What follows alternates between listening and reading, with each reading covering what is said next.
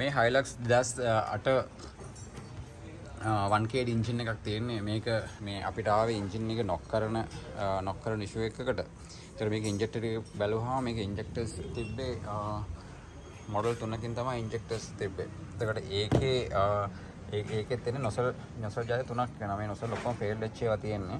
ඒතර මේක හොයනකොට තමයි මේ අපිට ලෙඩේ මාට්ටුනේ මේ එන්ජින් එකට දාලා තියෙන්නේ 1KDම වෙනස් ඉන්ජෙක්ටර් හතරක්. ඒතකොට මේකට මැච් කරන්න එන නොසල් එක වෙනස් නොසල් එකක් තියෙන්නේ.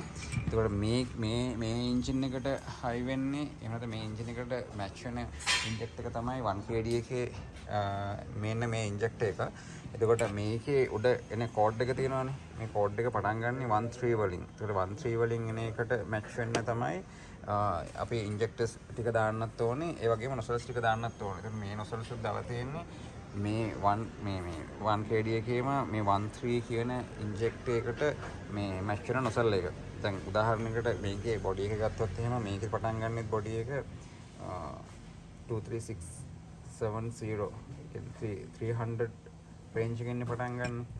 මේක ගත්තොත් එහෙම 23670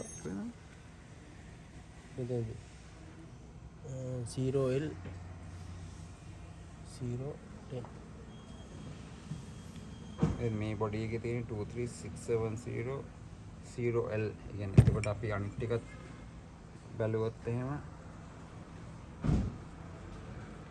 මේ ඔක්කොම එකම රේන්ජ් එකකින් යන්නේ. එතකොට මේ සෙට් එක වෙනස් 1KD වුණාට මේන සෙට් එක වෙනස්. ඉතින් එතකොට Hilux වලට මේ ඉන්ජෙක්ටර්ස් හදානකොට එහෙම නැත්නම් Hilux එකේ නොසල්ස් දානකොට හරියටම ඒක කෝඩ් එක මැච් කර දාගන්න. ඒක මැච් කරගන්න පුළුවන් එකම දේ තමයි ECU version එකත් එක්ක.